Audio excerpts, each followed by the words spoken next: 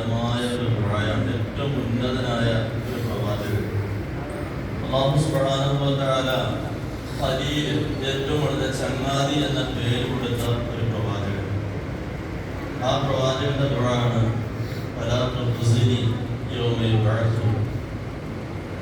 നാളെ മഹ്ശറിൽ ആദം നബി അലൈഹിസ്സലാം മുതൽ അവസാനം വരെ വന്ന സകല മനുഷ്യരെയും നിർത്തുമ്പോൾ എന്നെ നീ നാണക്കേടിലാക്കല്ലേ പഠിച്ചവനെ, പല തുപ്പസിനെ എന്നെ നീ നിന്ദതയിലാക്കല്ലേ പഠിച്ചവനെ. ഒരു ആലോചിച്ച് നോക്കാം. ഇബ്രാഹിം നബി അലൈഹി സ്വലാം ആരും നമ്മളാണ്. നമ്മുടെ ജീവിതത്തിൽ ഒരു അമല് പോലും വേണ്ടതുപോലെ ഇല്ല. ആ അവസ്ഥയിൽ നമുക്ക് ഒരു ദുആയുടെ ആവശ്യമില്ല.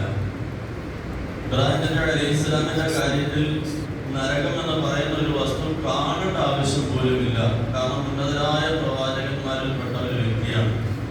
അല്ലാഹു സുബ്ഹാനഹു വ തആല പല രൂപത്തിൽ പരീക്ഷിച്ചതാണ്. എത്രത്തോളം ഇബ്രാഹിം നബി അലൈഹി സ്വലാം ഒരിക്കൽ പറഞ്ഞു, അല്ലാഹുവേ അസ്ലംതു ലിറബ്ബിൽ ആലമീൻ, സർവ്വലോക പരിപാലകനായ അല്ലാഹുവിന്റെ മുന്നിൽ ഞാൻ പരിപൂർണ്ണ മുസ്ലിമാണ്. വലിയ ഉറപ്പോടുകൂടി പറഞ്ഞു, ഞാൻ പൂർണ്ണ അനുസരണമുള്ളവനായിരിക്കും. അല്ലാഹു സുബ്ഹാനഹു വ തആല അവിടെ തുടങ്ങി പരീക്ഷണം. നീ അത്ര വലിയ അനുസരണമുള്ള ആളാണ്, നിന്റെ അനുസരണ എങ്ങനെയിരിക്കുന്നു കാണണം. ഇബ്രാഹിം നബി അലൈഹി സ്വലാമിനെ അല്ലാഹു സുബ്ഹാനഹു വ തആല പല രൂപത്തിൽ പരീക്ഷിച്ചു. പക്ഷേ അൽഹംദുലില്ലാഹ് ഇബ്രാഹിം നബി അലൈഹി സ്വലാം ഒരു ഭാഗത്തും പരാജയപ്പെട്ടില്ല. തന്റെ കുഞ്ഞിനെ, പാലുകുടി മാറാത്ത കുഞ്ഞിനെ കൊണ്ടുപോയി കളയാൻ പറഞ്ഞു. ഒരു മടിയുമില്ലാതെ സന്തോഷത്തോടെ അതിനെ കൊണ്ടുപോയി കളഞ്ഞു.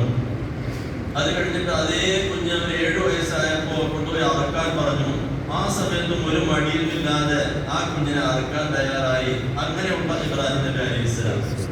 ആ ഇബ്രാഹിം നബി അലൈഹി സ്വലാമാണ് അല്ലാഹുവിനോട് പറയുന്നത്, വലാ തുഖ്സിനി, എന്നെ നീ നാണം കെടുത്തരുത് റബ്ബേ. യൗമ യുബ്അസൂൻ, എല്ലാ മനുഷ്യരും വന്നു നിൽക്കുന്ന ആ ദിവസം എന്നെ നീ നാണം കെടുത്തരുത്. പ്രിയമുള്ളവരെ, എനിക്ക് ഇന്ന് നിങ്ങളോട് പറയാനുള്ളത്, എന്നോട് പറയാനുള്ളത് ഇത് തന്നെയാണ്. അല്ലാഹുവേ, എല്ലാം ചെയ്തിട്ട് നാളെ മഹ്ശറിൽ വരുമ്പോൾ എന്നെ നീ നാണം കെടുത്തരുത് പഠിച്ചവനെ. എന്താ കാരണം? നമ്മുടെ ഈ ഇടത് ഭാഗത്ത് കഷ്ടിച്ചൊരു 100-300 ഗ്രാം തൂക്കമുള്ള ഒരു ചെറിയ സാധനം. അതിൻ്റെ വലിപ്പത്തെ കുറിച്ച് പറയുന്നത് തന്നെ, ഒരു കൈ ചുരുട്ടി പിടിച്ചാലുള്ള വലിപ്പം എത്രയാണോ അത്രമാത്രം വലിപ്പമുള്ള ഒരു ഹൃദയം നമുക്കുണ്ട്. ആ ഹൃദയം വലിയ പ്രശ്നമാണ്, വലിയ വിഷയമാണ്. നമ്മളെ തൂക്കിയെടുത്ത് നരകത്തിലിടാൻ നമ്മുടെ വേറെ വളരെ അവ്യവവും വേണ്ട. കാരണം നമ്മളിനി എത്ര സദഖ ചെയ്താലും ശരി, എത്ര ഇഫ്താർ നടത്തിയാലും ശരി, മസ്ജിദ് വെച്ച് കൊടുത്താലും ശരി, നാം ദുനിയാവിൽ എന്തെല്ലാം സൽക്കർമ്മങ്ങൾ ചെയ്താലും ശരി, മുടങ്ങാതെ തഹജ്ജുദ്, ദുഹാ, ഇശ്റാഖ് തുടങ്ങിയ സകലതും നമസ്കരിച്ചാലും, ഇമാമിന്റെ തൊട്ടടുത്ത് സ്ഥിരമായി നമ്മൾ നമസ്കരിച്ചാലും, എന്ന് തുടങ്ങി ഏത് അമൽ നമ്മൾ ചെയ്താലും ശരി, ഇതൊന്നും ഒരു പ്രശ്നമല്ല. എന്തുകൊണ്ട്? അല്ലാഹു സുബ്ഹാനഹു വ തആലയുടെ ഹബീബായ റസൂലുള്ളാഹി സ്വല്ലല്ലാഹു അലൈഹി വസല്ലം തങ്ങൾ പറയുന്നുണ്ട്, ഇന്നല്ലാഹ ലാ യൻദുറു ഇലാ അജ്സാമികും വലാ സുവരികും. അല്ലാഹു നിങ്ങളുടെ രൂപത്തിലേക്കോ അല്ലെങ്കിൽ നിങ്ങളുടെ തടിയിലേക്കോ ഒന്നുമല്ല നോക്കുന്നത്. അല്ലാഹുവിന്റെ നോട്ട സ്ഥലം വലാകിൻ യൻദുറു ഇലാ ഖുലൂബികും, നിങ്ങളുടെ മനസ്സിന്റെ ഉള്ളിലേക്കാണ് നോക്കുന്നത്. ഇതിനോട് ബന്ധപ്പെട്ട ചെറിയ സംഭവമാണ് ഞാൻ പറയാൻ ആഗ്രഹിക്കുന്നത്. ഇതിനിടയിലല്ല ഞാൻ പറഞ്ഞത്. എന്ന് പറഞ്ഞാൽ നമ്മളൊക്കെ വെറും വക്കീലന്മാരാണ്. നമ്മളൊക്കെ വെറും വക്കീലന്മാർ. വക്കീലിനെ പണി അറിയാമല്ലോ. നമ്മളെ ഏതൊരു വിഷയം അദ്ദേഹത്തിന്റെ പറയുമ്പോൾ പറയുന്നതനുസരിച്ച് കോടതിയിൽ കൊണ്ടുപോയി കാര്യങ്ങൾ അവതരിപ്പിക്കുന്ന ഒരാളാണ് വക്കീൽ. അതല്ലെങ്കിൽ ഒരു കാര്യം ഏതെങ്കിലും നമുക്ക് നടത്താൻ വേണ്ടി നമ്മൾ എന്ത് ചെയ്യുന്നു, കാര്യങ്ങൾ സമ്പത്തൊക്കെ ഏൽപ്പിച്ചു കൊടുത്തൊരു ആളാണ് വക്കീൽ. എന്നതുപോലെ അള്ളാഹുവിന്റെ ഒരു വക്കീലാണ് ഞാൻ നിങ്ങളുടെ മുമ്പേ. അല്ലാഹു സുബ്ഹാനഹു വ തആല ഇങ്ങോട്ട് നമ്മളെ വിട്ടപ്പോഴും ഒന്നുമില്ല. മുമ്പേ പറഞ്ഞതുപോലെ അരയിൽ ഒരു കറുപ്പ് ചരട് പോലും ഇല്ല. വെറുതെ ഇങ്ങോട്ട് വിട്ടു. തിരിച്ചങ്ങോട്ട് കൊണ്ടുപോകുമ്പോഴും അതുപോലെ തന്നെ ഒരു ചെറിയ കബറിൽ നമ്മുടെ ഗർഭാശയമാകുന്ന നമ്മുടെ നോട്ടത്തിൽ ഒരു കബറ് പോലെ ഇരിക്കുന്ന ഒരു ചെറിയ സ്ഥലത്ത് നമ്മൾ ഇങ്ങോട്ട് ഇറങ്ങി വന്നു. ഇനി കുറച്ചുകൂടി വിശാലമായ ഒരു കബറിലേക്ക് നമ്മളെ തിരിച്ചു കൊണ്ടുപോയി വെക്കുന്നു. വെറും ചെറിയൊരു തുണിക്കകത്ത് പൊതിഞ്ഞ് നമ്മളെ ഇങ്ങോട്ട് എടുത്തു. കുറച്ചുകൂടി വിശാലമായ ഒരു തുണിക്കകത്ത് പൊതിഞ്ഞ് നമ്മളെ തിരിച്ചങ്ങോട്ട് വെക്കുന്നു. നമ്മളെ കുളിപ്പിച്ചതിന് ശേഷമാണ് നമ്മളെ ഈ ചെറിയ തുണിയിൽ പൊതിഞ്ഞത്. ഇനിയും അതുപോലെ കുളിപ്പിച്ചതിന് ശേഷം കുറച്ചുകൂടി വലിയൊരു തുണിയിൽ പൊതിഞ്ഞ് യാത്രയാക്കും. ഇതിനിടയിലുള്ള ജീവിതമാണ് 20 വയസ്സോ 30 വയസ്സോ 50 വയസ്സോ 100 വയസ്സോ അതിനപ്പുറത്തേക്കൊന്നും മാക്സിമം പോയാൽ ഒരു 70-80 ഇതിനിടയിൽ നല്ലതുപോലെ ഓടുന്ന ഓട്ടം എന്ന് പറയുന്നത് ഒരു 50 വയസ്സ് വരെ. അത് കഴിയുമ്പോഴൊക്കെ പല സൈസ് പ്രശ്നങ്ങളാണ്. ഈ ഓടുന്ന ഓട്ടത്തിനിടയിലാണ് നമ്മളൊക്കെ രാജാക്കന്മാരായി മാറുന്നത്. എങ്ങനെ? അല്ലാഹു സുബ്ഹാനഹു വ തആല നമ്മുടെ ഇതിലേക്ക് ഒരുപാട് തരും. ചിലപ്പോൾ കുറേ വിജ്ഞാനം ഇങ്ങോട്ട് കോരി വാരി തരും. ചിലപ്പോൾ പരിശുദ്ധ ഖുർആൻ ശരീഫ് മൊത്തം മനഃപ്പാഠമാക്കാനുള്ള ഭാഗ്യം നൽകും. ചിലപ്പോൾ ഒരുപാട് ഹജ്ജ് ചെയ്യാനുള്ള തൗഫീഖ് നൽകും. അല്ലെങ്കിൽ ദാനധർമ്മം ചെയ്യാനുള്ള തൗഫീഖ് തരും. ഏത് തന്നാലും ശരി, ഉടമസ്ഥനായ റബ്ബ് നമ്മുടെ കയ്യിലേക്ക് തരുന്നു. അതിനെ നമ്മൾ അങ്ങോട്ട് കൊടുക്കുന്നു. ഇനി ഒരു ചെറിയ ഉദാഹരണത്തിലേക്ക് നമ്മൾ നീങ്ങുക. നിങ്ങളിൽ ഒരാളിന്റെ കയ്യിൽ 1 ലക്ഷം രൂപ തന്നിട്ട് ഞാൻ പറയുന്നു, ഇത് നിങ്ങൾ കൊണ്ടുപോയി അർഹരായ 10 പേർക്ക് കൊടുക്കണം. അങ്ങനെ ഈ വ്യക്തി ഈ 1 ലക്ഷം രൂപയുമായി നമ്മുടെ നാടിന്റെ ഏതോ ഒരു ജില്ലയിലേക്ക് പോയി അർഹരായ 10 കുടുംബത്തിന് 10,000 രൂപ വെച്ച് കൊടുത്തതിന് ശേഷം പറഞ്ഞു, നമ്മളതാണ്, നമ്മുടെ ഒരു ഹദിയാണ് എന്ന് പറഞ്ഞാൽ ഈ കിട്ടിയ വ്യക്തികൾ 10ഉം യാദൃശ്ചികമായി എന്റെ മുന്നിൽ വന്നിട്ട് പറഞ്ഞു, അൽഹംദുലില്ലാഹ് ഞങ്ങളുടെ ഏരിയയിൽ നല്ലൊരു അനുഗ്രഹം നടന്നു.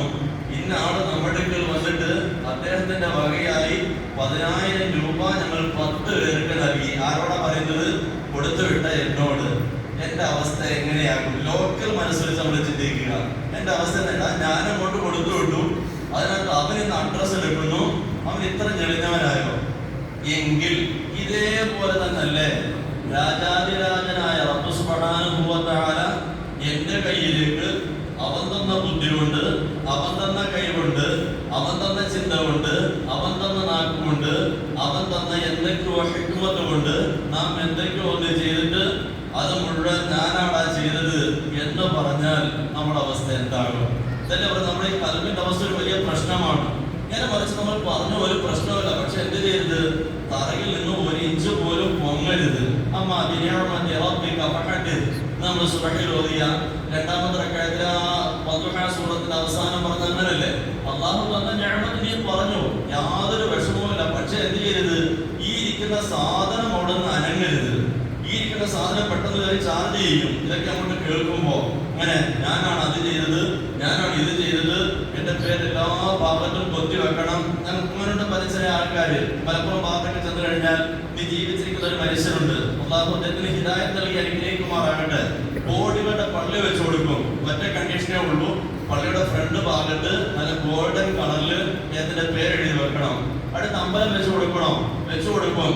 ഈ ഹാജിയുടെ പേര് ആ അമ്പലത്തിന്റെ ഫ്രണ്ട്. നിങ്ങൾ കോഴിക്കോട് കൊണ്ടോട്ടി ഭാഗങ്ങളിലൊക്കെ ഒന്ന് പോയി നോക്കിയാൽ ഒരുപാട് സ്ഥലത്ത് കാണാൻ സാധിക്കും. ശരി, പറഞ്ഞു വന്നത് മഹാനായ റസൂലുള്ളാഹി സ്വല്ലല്ലാഹു അലൈഹി വസല്ലം തങ്ങൾ നമ്മുടെ മുമ്പിൽ ഒരു ചെറിയ സംഭവം പറഞ്ഞു തരുന്നു. ഇന്ന അവ്വലൻ നാസി യുഖ്ദാ യൗമൽ ഖിയാമ, നാളെ ഖിയാമത്ത് നാളിൽ ഒരു മനുഷ്യനെ കൊണ്ടുവരും. എങ്ങനെയുള്ള മനുഷ്യനാണ്? അല്ലാഹുവിന്റെ മാർഗ്ഗത്തിൽ ശഹീദായ ആളാണ്. നമ്മളെ പോലെ 4 കാശ് കൊടുത്ത ആളല്ല, അല്ലെങ്കിൽ നിരന്തരം പള്ളിയിൽ നിന്ന് നമസ്കരിച്ച ആളല്ല. അങ്ങനത്തെ ചെറിയ കാര്യങ്ങളൊന്നും അല്ല ചെയ്തത്. മുടങ്ങാതെ ദുആയോ തഹജ്ജുദോ നിസ്കരിച്ച ആളല്ല. സ്വന്തം ശരീരം വെട്ടിമുറിക്കാൻ വേണ്ടി രണാങ്കണത്തിൽ കഷ്ടപ്പെട്ട് ഓടി ശത്രുക്കളെ ഒരുപാട് വെട്ടിമറിച്ച് അവസാനം ശരീരം മുഴുവൻ വെട്ടേറ്റ് രക്തം മുഴുവൻ മാർന്ന് ശരീരം വികൃതമായി മരിച്ചുപോയ ഒരാള്. ചെറിയ പണിയല്ല മനുഷ്യൻ ചെയ്തത്.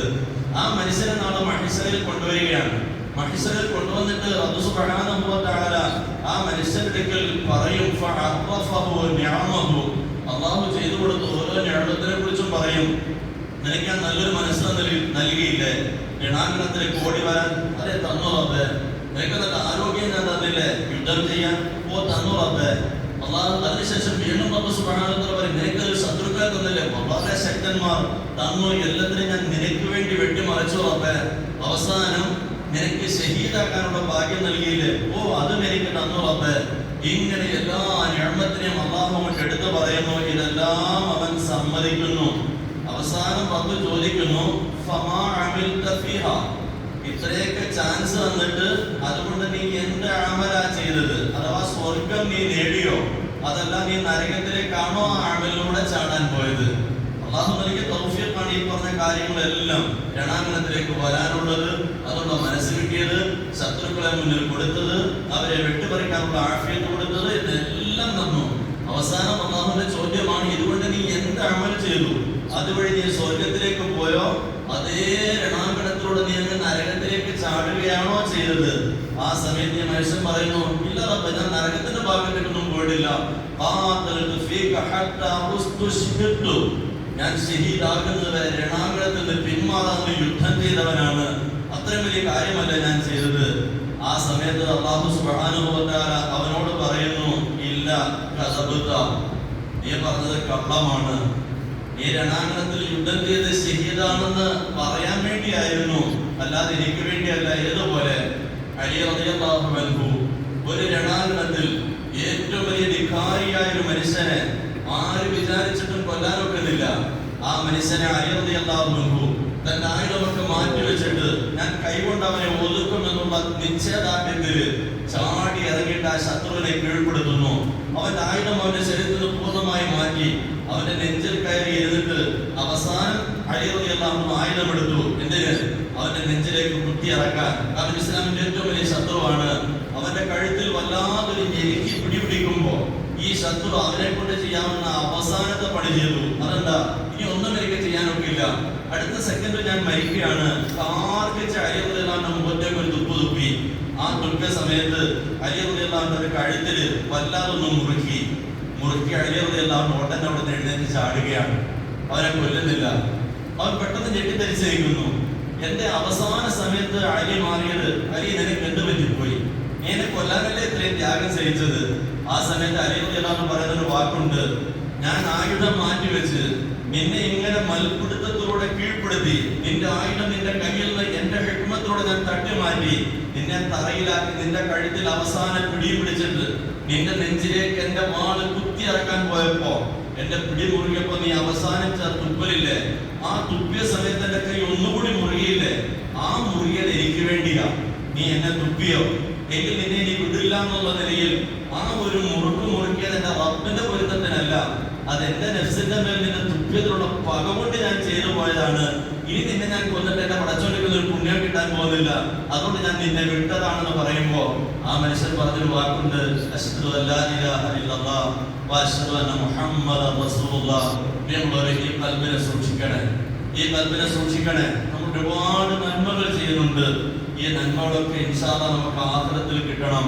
അവിടെ കിട്ടിയില്ലെങ്കിൽ ഇതുകൊണ്ട് യാതൊരു പ്രയോജനമില്ല. അള്ളാഹു തന്ന സമ്പത്താണ് നമ്മൾ ചെലവഴിക്കുന്നത്, അള്ളാഹു തന്ന ആരോഗ്യമാണ് നമ്മൾ ചെലവഴിക്കുന്നത്, അള്ളാഹു സുബ്ഹാനഹു വ തആല നൽകിയ ഹിക്മത്തിലൂടെയാണ് നമ്മൾ സമ്പാദിക്കുന്നത്. ഇതെല്ലാം സമ്പാദിച്ചിട്ട് ഇൻഷാ അല്ലാഹ് ഇത് മുഴുവൻ നമ്മുടെ മീസാനിൽ തന്നെ കിട്ടണം. അവിടെ ചെല്ലുമ്പോൾ റബ്ബ് ചോദിക്കരുത്, നീ എന്തിനാണ് ഇതൊക്കെ ചെയ്തത്, നീ നടത്തിയ ഓരോ, നീ ഖുർആൻ ശരീഫ് ഓതിയത് എന്തിനാ? എന്റെ ആഖിറം നിനക്ക് നല്ല നിലയിലായി തീരാൻ വേണ്ടിയാണോ? സ്വർഗത്തിലുള്ള പ്രവേശനത്തിന് വേണ്ടിയാണോ? അതല്ല നീ നല്ലൊരു ഓതലുകാരനാണെന്ന് പറയാൻ വേണ്ടിയാണോ? എന്നോടൊരു ചോദ്യം ഉണ്ടാകും, നീ എന്തിനാ സുബഹി എടുത്തിട്ട് ഇവിടെ എഴുന്നേറ്റ് നിന്നത്? എന്റെ അടിമകളെ എന്നിലേക്കൊന്ന് അടുപ്പിച്ചു തരാനാണോ? അവരുടെ ഏതെങ്കിലും സ്വഭാവത്തിലൊരു മാറ്റം ഉണ്ടാക്കാനുള്ള പരിശ്രമത്തിനാണോ? അതല്ല നീ കുറച്ച് നല്ലതുപോലെ സംസാരിക്കുന്ന ആളാണെന്ന് ജനങ്ങളുടെ മുമ്പിൽ അഡ്രസ് എടുക്കാനാണോ? ഇല്ല പ്രിയമുള്ളവരെ, എന്നെ അല്ലാഹു വിടുകയില്ല. ഇത് വെച്ചിട്ടാണ് ഇബ്രാഹിം നബി അലൈഹിസ്സലാം പറഞ്ഞത്, വലാ തുഖ്സിനി, അല്ലാഹുവേ എന്നെ നീ നാണം കെടുത്തല്ലേ പടച്ചവനെ, ഞാനൊരു പ്രവാചകനാണ്, നിന്റെ ഖലീലാണ്, പക്ഷെ എന്നെ നീ നാണം കെടുത്തരുത്. യൗമ യുബഅസൂൻ, എല്ലാ സൃഷ്ടികളും നാളെ അവിടെ വരുമ്പോ അവരുടെ മുന്നിൽ വെച്ച് എന്നെ നാണം കെടുത്തരുത്. പ്രിയമുള്ളവരെ, നമുക്കും അതുപോലെ ദുആ ചെയ്യാം. അൽഹംദുലില്ലാഹ്, അല്ലാഹു നമുക്ക് ഒരുപാട് അവസരങ്ങൾ തരുന്നുണ്ട്. ഒരു കാര്യവും ചെയ്തിട്ട് അതിൽ എന്റെ അഡ്രസ് ഉണ്ടാകണം, എന്റെ പേര് എല്ലാ ഭാഗത്തും വരണം, എന്നെ കുറിച്ച് ജനങ്ങൾ ഏറ്റവും നല്ലവനാണെന്ന് പറയണം. ആ ഒരു ചിന്ത നമ്മുടെ ഭാഗത്ത് വരികയും ചെയ്തത് എന്തുകൊണ്ട്? ഒന്നാമത് ശ്രദ്ധിക്കുന്നത് നമ്മളെ അമൽ ചെയ്യാതെ ഒന്ന് വിടാൻ വേണ്ടിയാണ്. നമ്മൾ ഒരു അമലും ചെയ്യിക്കരുത്, പക്ഷെ നമ്മൾ അവിടെ ചാടി ഇല്ല ഞാൻ ചെയ്യും, എന്റെ റബ്ബ് എനിക്ക് തന്നതാണ്, അതിന് ചെയ്തു കഴിഞ്ഞാൽ എന്ത് ചെയ്യണം? ഇതിൽ നിന്ന് ഇവരെ എന്ത് ചെയ്യണം? എങ്ങനെയെങ്കിലും ഒന്ന് തട്ടണം. ഹബീബായ റസൂലുള്ളാഹി സ്വല്ലല്ലാഹു അലൈഹി വസല്ലം തങ്ങൾ പറഞ്ഞു, ഇന്ന അഖ്വഫ് മാ അഖാഫു അലൈക്കും, ഇന്ന അഖ്വഫ് മാ അഖാഫു അലൈക്കും, നിങ്ങളുടെ മേൽ ഏറ്റവും കൂടുതൽ ഭയക്കുന്നത് എന്തിനെയാ? മറഞ്ഞ ശിർക്കിനെയാണ്. ശിർക്ക് അസ്ഗറിനെയാണ്, ചെറിയ ശിർക്കാണ്. ആ ചെറിയ ശിർക്ക് എന്താ? ഈ പറഞ്ഞ പോലെ അല്ലാഹു അല്ലാത്തവർക്ക് വേണ്ടി പണിയെടുക്കുന്ന ശിർക്കാണ്. പ്രിയമുള്ളവരെ, അത് വരാതിരിക്കാൻ നമ്മൾ ശ്രദ്ധിക്കണേ. അതുകൊണ്ട് അമൽ ചെയ്യൽ എല്ലാ വലിയ കാര്യം, ചെയ്യുന്ന അമല് ഉടമസ്ഥന്റെ മുന്നിൽ സേഫായിട്ടൊന്ന് കിട്ടലാണ് വലിയ കാര്യം. അതുകൊണ്ട് നമ്മൾ ഓരോരുത്തരും പലപ്പോഴും നമുക്കൊക്കെ അറിയാതെ വന്നു പോകും. എന്തെങ്കിലുമൊക്കെ നല്ല കാര്യം ചെയ്യുമ്പോൾ അറിയാതെ നമ്മുടെ കോളറൊക്കെ ചിലപ്പോൾ ഒന്ന് കുലുങ്ങും, അറിയാതെ നമ്മൾ ഒരിഞ്ചൊന്ന് പൊങ്ങി നോക്കും. ഇതൊക്കെ വരുമ്പോൾ ശ്രദ്ധിക്കണേ, ഇതൊക്കെ അപകടമാണ്. അല്ലാഹു സുബ്ഹാനഹു വ തആല നമ്മളെല്ലാം കാത്തുരക്ഷിക്കുമാറാകട്ടെ. ഒരിക്കലും അപകടങ്ങളിൽ വീഴാതെ അല്ലാഹു സുബ്ഹാനഹു വ തആല നമ്മളെ എല്ലാവരെയും ഇരു വീട്ടിലും രക്ഷപ്പെടുത്തി അനുഗ്രഹിക്കുമാറാകട്ടെ. ഒരു 2 മസലകൾ പറഞ്ഞത് ഇൻഷാ അല്ലാഹ് നമുക്ക് പിരിയാം. 2 ക്ലാസ്സിൽ നമ്മൾ നോമ്പ് മുറിയുന്ന കാര്യങ്ങളെ കുറിച്ച് 2 എണ്ണം പറഞ്ഞു. ഒന്ന് സംയോഗം ചെയ്യുക, രണ്ടാമത്തത് ഛർദി ഉണ്ടാക്കി ഛർദിക്കുക. ഒരു 2 കാര്യം കൂടി ഉണ്ട്. മൂന്നാമത്തത് നമ്മുടെ ഇന്ദ്രിയത്തെ പുറത്തേക്ക് വിടുക.